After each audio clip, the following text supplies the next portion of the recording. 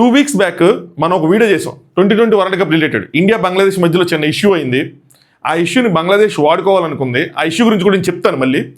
అయితే అప్పుడు ఏం ప్రెడిక్ట్ చేశామంటే, ఈ ఇష్యూని తవ్వుకుంటా వెళ్ళి ఇండియాని బ్లేమ్ చేయాలని చూస్తే ఇంటర్నేషనల్ లెవెల్లో బంగ్లాదేశ్ పరుగు పోతుంది, బంగ్లాదేశ్ క్రికెట్ బోర్డు పరుగు పోతుంది, అల్టిమేట్గా బంగ్లాదేశ్ పరుగు పోతుంది అని చెప్పి ఇప్పుడు ప్రెడిక్ట్ చేసాం. ఆ వీడియో లింక్ మీకు నేను ఫస్ట్ కామెంట్ కింద పిన్ చేసి ఉంచుతా. ఈరోజు అదే జరిగింది, డీటెయిల్గా మాట్లాడుకుందాం. హాయ్ ఫ్రెండ్స్, నా పేరు Anand, welcome to Anand views. నా సిన్సియర్ రిక్వెస్ట్ ఏంటంటే, ఎవరైతే ఈ ఛానల్ కొత్తగా చూస్తున్నారో లేదంటే చూస్తూ ఇంత మటుకు సబ్స్క్రైబ్ చేసుకోలేదో దయచేసి సబ్స్క్రైబ్ చేసుకోండి. ఎందుకంటే మనందరికీ అలవాటే అది, ఛానల్ యొక్క సబ్స్క్రైబర్స్ని చూసి ఆ ఛానల్ కాంటెంట్ని అబ్బాయి ఛానల్ విషయం ఉంటుందా ఉండదా, 20,000 మందే ఉన్నారు పెద్ద మ్యాటర్ ఉండదు అలా అనుకుంటూ ఉంటాం.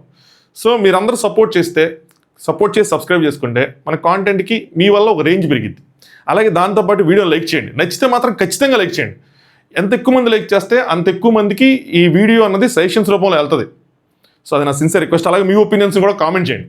సరే, మ్యాటర్ ఏంటంటే ఫ్యూ వీక్స్ బ్యాక్, అదే 2 వీక్స్ బ్యాక్ అరౌండ్ మన ఐపీఎల్లో ఒకే ఒక్క బంగ్లాదేశ్ ప్లేయరు ఆ ఆప్షన్లో సోల్డ్ అవుట్ అయ్యాడు. ఎవరు అంటే ముస్తఫిజుర్ రహమాన్. కోల్కతా నైట్ రైడర్స్ కొనుక్కున్నారు, అరౌండ్ 7 crores అంతకో కొనుక్కున్నారు. అయితే కొన్ని ఇంటర్నల్ ప్రెషర్స్ వల్ల ఏంటో కూడా చెప్తాను. బీసీసీఐ కేకేఆర్ని రిక్వెస్ట్ చేసింది ఏంటంటే, ఆ ప్లేయర్ని తొలగించండి టీం నుంచి అని చెప్పి. ఎందుకు ఆ ప్రెషర్స్ క్రియేట్ అయినాయి, ఎందుకు ఏం జరిగిందంటే, బంగ్లాదేశ్లో ఉన్న హిందువుల మీద దాడులు అన్నవి తారాస్థాయికి వెళ్ళిపోయినాయి. హిందువుల మీద దాడులు, హిందూ ఆస్తులను ఆక్రమించుకోవటాలు, చివరికి హిందువులు చంపేవరకు వెళ్ళింది. ఒక పాయింట్ ఆఫ్ టైంలో ఒకేసారి 3-4 హిందువులు చంపేసినప్పుడు ఆల్మోస్ట్ 10 మంది హిందువులు చనిపోయారు. అవి జరుగుతున్నప్పుడు ఆ ప్లేయరు ఇక్కడ మన డొమెస్టిక్ లీగ్స్ అంటే మన ఇండియన్ ప్రీమియర్ లీగ్స్లో ఈవెన్ ఇంటర్నేషనల్ లెవెల్లో జరుగుతున్నా కూడా ఆడటం కరెక్ట్ కాదు అని చెప్పి కొద్దిగా ఇంటర్నల్ ప్రెజర్స్ కొంతమంది రైజ్ చేయటం వల్ల ఎందుకు అని చెప్పి తప్పించారు. దీని గురించి ఎగ్జాక్ట్ కారణాలు ఏంటి అన్నది ఇంటర్నల్గా జరిగిందే కానీ బయట ఎక్కడ చెప్పలా. ఇంకో పలానా రీజన్తో తొలగిస్తున్నాం, ఇంకో సెక్యూరిటీ రీజన్తో తొలగిస్తున్నామని ఇంకోటని చెప్పలా. ఇది మన సైడ్ నుంచి స్మాల్ మిస్టేక్, బంగ్లాదేశ్ క్రికెట్ బోర్డుతో మాట్లాడాల్సింది. అయితే బంగ్లాదేశ్ క్రికెట్ బోర్డు కూడా దీనికి ప్రతిగా వాళ్ళైనా మాట్లాడుంటే బాగుండేది. వాళ్ళ గవర్నమెంట్ అంటే వాళ్ళది ఎక్కువ గవర్నమెంట్ కంట్రోల్లో ఉంటుంది. సో వాళ్ళ గవర్నమెంట్ సలహాలతో వాళ్ళు ఏం చేశారంటే, ఫస్ట్ ఆఫ్ ఆల్ ఐపీఎల్ బ్రాడ్కాస్టింగ్ని బాయ్కట్ చేయటం. దాని తర్వాత వాళ్ళు చేసింది ఏంటి అంటే, మేము 2020 వరల్డ్ కప్ ఇండియాలో ఏదైతే జరుగుతుందో దాంట్లో మేము ఆడబోము. ఎందుకు అంటే, ముస్తఫిజుర్ రహమాన్ ఒక ప్లేయర్, మీరు ఒక ప్లేయర్కే సెక్యూరిటీ ప్రొవైడ్ చేయకపోతే మా టీం మొత్తానికి ఏం సెక్యూరిటీ ప్రొవైడ్ చేస్తారని. ఇన్ఫ్యాక్ట్ మన వాళ్ళు ఎక్కడ కూడా మెన్షన్ చేయలేదు సెక్యూరిటీ ప్రొవైడ్ చేయలేమనో, అది లేదనో ఇది లేదనో కాదు. మ్యాటర్ ఏంటంటే, ఇక్కడ ఇష్యూ వచ్చేప్పటికి సెంటిమెంట్. మన లీగ్లో అంటే ఇంటర్నేషనల్ లెవెల్ లీగ్ కూడా కాదు, మన ఇంటర్నేషనల్ అన్ని స్టేట్స్ అన్ని దేశాలకు సంబంధించింది కాదు, మన ఇండియన్ ప్రీమియర్ లీగ్లో అలా ఆల్రెడీ ఇష్యూలు జరుగుతున్నప్పుడు ఆ ప్లేయర్ని ఆడించినప్పుడు అది ఆ ఫ్రాంచైజీకి కష్టమే, ఆ ప్లేయర్కి కష్టమే. ఇలా చాలా ఉన్నాయి. అంటే ఇప్పుడు గ్రౌండ్లోకి వెళ్ళేపాటికి ఆ ప్లేయర్ కనిపించినప్పుడు జనాలందరూ బూ అంటాము, లేదంటే ఆ ఫ్రాంచైజీ ఒక రేంజ్ తగ్గిపోవటము, అంటే వాళ్ళకున్న క్రెడిబిలిటీ తగ్గిపోవటం, ఏదో ఒకటి జరుగుతూ ఉంటుంది. ఎందుకు అంత ఇదిగా చేయటం అని చెప్పి ఏదో చేసి, అంటే వాళ్ళ రీజన్స్ వాళ్ళకు ఉంటే నేను ఇలా అనుకుంటున్నాను. సో ఏదో ఒకటి తప్పించారు. ఎక్కడ కూడా సెక్యూరిటీ ప్రొవైడ్ చేయలేం, సెక్యూరిటీ థ్రెట్ ఉంది, మనోళ్ళు ఏదో చేసేస్తారు, ఇవన్నీ కాదు చెప్పల. కానీ వీళ్ళు దాన్ని అలా మోల్డ్ చేసి ఐసీసీకి లేఖ రాశారు.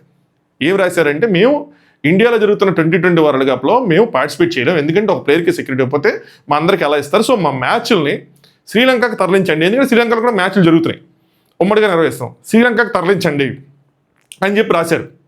అప్పుడే నేను చెప్పా, ఇక్కడ రెండు ఉంటాయి. ఒకటి ఐసీసీ అగ్రీ చేసింది అనుకోండి, ఫర్ ఎగ్జాంపుల్ ఐసీసీ అగ్రీ చేసి బంగ్లాదేశ్ సంఘాలు గుద్దుకున్నా ఇండియాకి బంగ్లాదేశ్ శత్రువులు అయిపోతుంది. మన వాళ్ళు అక్కడ ఆడాల్సిన మ్యాచ్లు ఆడరు, అల్టిమేట్గా వాళ్ళకి ఫైనాన్షియల్ లాస్ అన్నది జరిగింది. ఒకవేళ ఐసీసీ అగ్రీ చేయకపోతే బంగ్లాదేశ్ పరుగు పోతుంది ఇంటర్నేషనల్ లెవెల్లో, అప్పుడు చచ్చినట్టు ఆడాలి. ఆడినా పరుగు పోతుంది, ఆడకపోతే పరుగు పోయింది, ఫైనాన్షియల్ లాస్. పరువు అయినా నిలబడచ్చు కానీ ఫైనాన్షియల్ లాస్. అల్టిమేట్గా ఆ దేశ అంటే ఆ కంట్రీకి వచ్చే డబ్బులు ఏవైతే ఉన్నాయో క్రికెట్ ధర, సోర్స్ ధర వచ్చేవి అన్ని లాసే. ఇది మనం ఆ వీడియోలో చెప్పుకున్నది. సో బంగ్లాదేశ్ దీని తర్వాత కొంచెం ప్రెషర్ పెట్టింది ఐసీసీ మీద.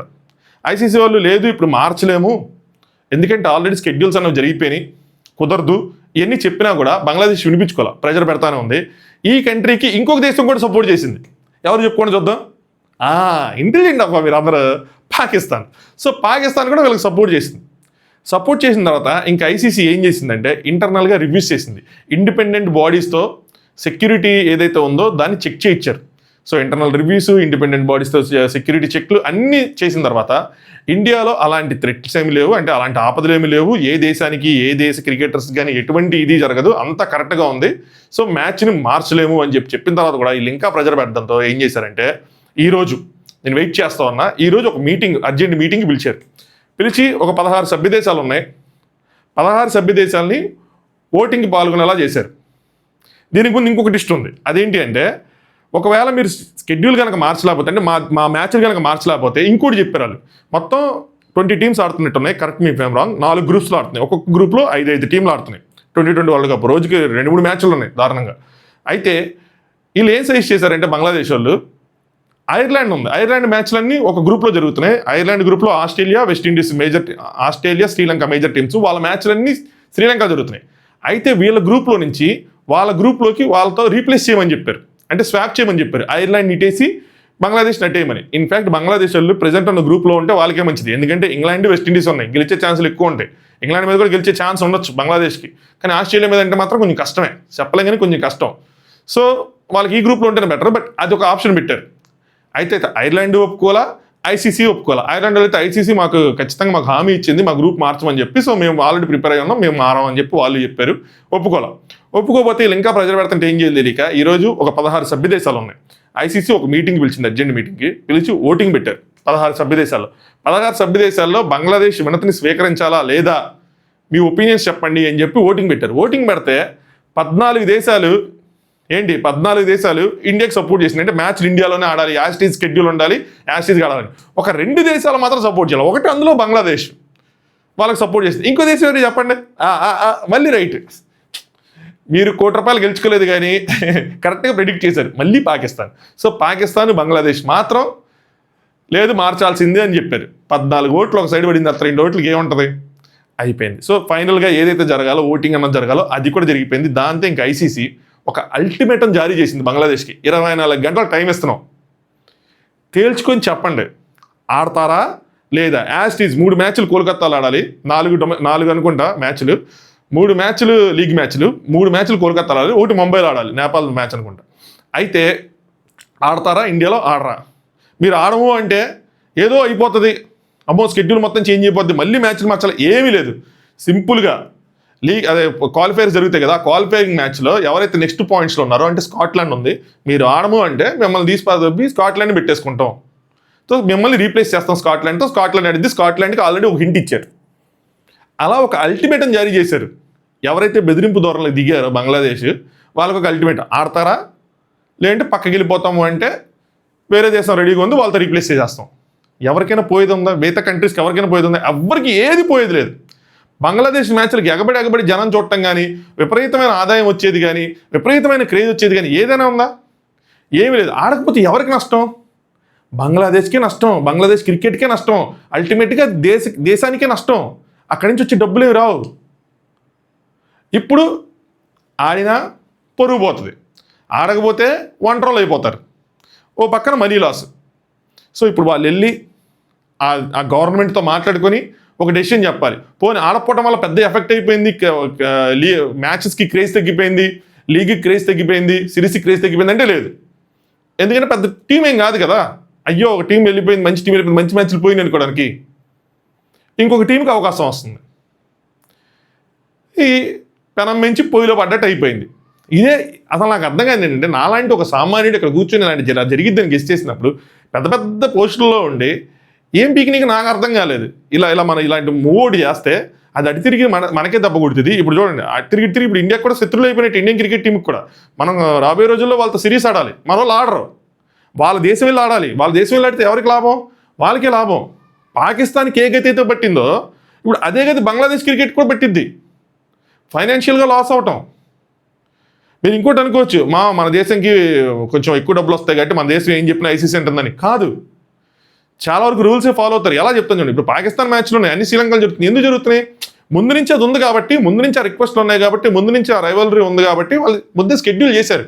బంగ్లాదేశ్ కూడా ఈ షెడ్యూల్ అంతా జరగకముందు ఏదైనా ఇష్యూ ఉండి ఏదైనా జరిగితే ఖచ్చితంగా వేరేలా షెడ్యూల్ చేసేవాళ్ళు. ఐసీసీ ఆల్మోస్ట్ అందరినీ ఈక్వల్గా ట్రీట్ చేయాలని వస్తుంది. అఫ్కోర్స్ మనకు కొద్దిగా ఎడ్జ్ ఉంటుంది, అది నేను కాదనలేను. కానీ ఒక మొత్తం అంతా షెడ్యూల్ అయిపోయిన తర్వాత ఇప్పుడు మార్చమంటే ఆడ నుంచి మారుస్తారు.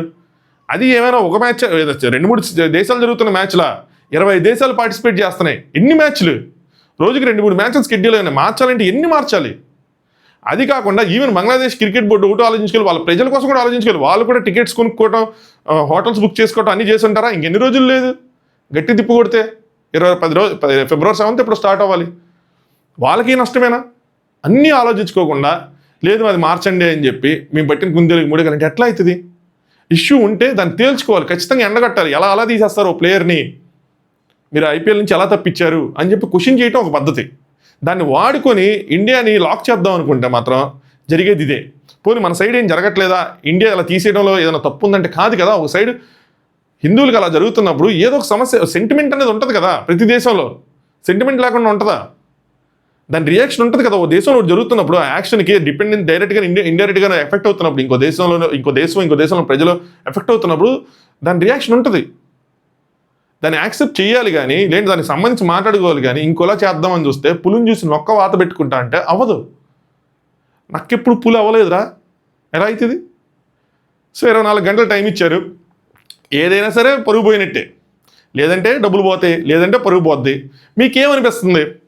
బంగ్లాదేశ్ ఈ సిరీస్ ఆడిద్ది అనిపిస్తుందా ఇండియాకి వచ్చి సైలెంట్గా, లేదంటే తప్పుకునిద్దా అన్నది కామెంట్ చేయండి. నాకేమనిపిస్తుంది అంటే పరుగు వాడికి కావాలి, డబ్బులు కావాలి కాబట్టి ఖచ్చితంగా ఆడిద్ది అని అనుకుంటున్నా. అంటే ఆ దేశ పరిస్థితి అలా ఉంది కాబట్టి ఆడిద్ది అనుకుంటున్నా. సో నా ఒపీనియన్ అయితే ఇది. మీ ఒపీనియన్ ఏంటన్నది కామెంట్ చేయండి. ఇప్పుడు వరకు వీడియో లైక్ చెప్పితే లైక్ చేయండి, ఛానల్ సబ్స్క్రైబ్ చేసుకోండి. 2 వారాల నుంచి దీనికోసం ఎదురు చూస్తున్నా. ఈ మీటింగ్ ఎప్పుడు జరిగిద్ది, ఎప్పుడు మధ్యలో వచ్చినాయి, లేదు కుదరదు అని వచ్చినాయి. కానీ ఫైనల్ ఓటింగ్ అన్నది జరగాలి, ఫైనల్ అల్టిమేట్ అన్నది జరగాలి. అలాగే వేరే ఆప్షన్ ఏమిస్తారంటే 2 రోజుల నుంచి ఈ న్యూస్ కూడా వస్తుంది, స్కాట్లాండ్కి ఛాన్స్ ఇస్తారని చెప్పి. ఫైనల్గా ఈరోజు అఫీషియల్గా ఇందాక సాయంత్రం 6:00 మీటింగ్ అయింది, అఫీషియల్గా తేల్చి చెప్పారు. 24 hours dead line, ultimatum pass చేశారు. కానీ రేపటికల్లా చెప్పండి, లేదంటే మాత్రం మీ భవిష్యత్తు ఇది అని చెప్పి. దీని తర్వాత నెక్స్ట్ వచ్చే అన్ని టోర్నమెంట్స్ వాటి మీద ఎఫెక్ట్ అవుతాయి. అటు చేసి ఇటు చేసి వీళ్ళు కూడా దెబ్బతింటారు ఫ్యూచర్లో. అది జరగబోయేది నాకు అనిపిస్తుంది. అది లెట్స్ సీ ఏం డెసిషన్ తీసుకుంటారు. పరుగు పోయినా ఆడితే, డబ్బులు కావాలని ఆడితే సమస్యలన్నీ సమస్యపోతాయి. ఇండియాతో మళ్ళీ కొంచెం ఆ సంబంధాలు మెరుగుపరుచుకుంటే మళ్ళీ ఇండియా వెళ్ళి బంగ్లాదేశ్లో ఆడటానికి ఛాన్స్ ఉంటుంది.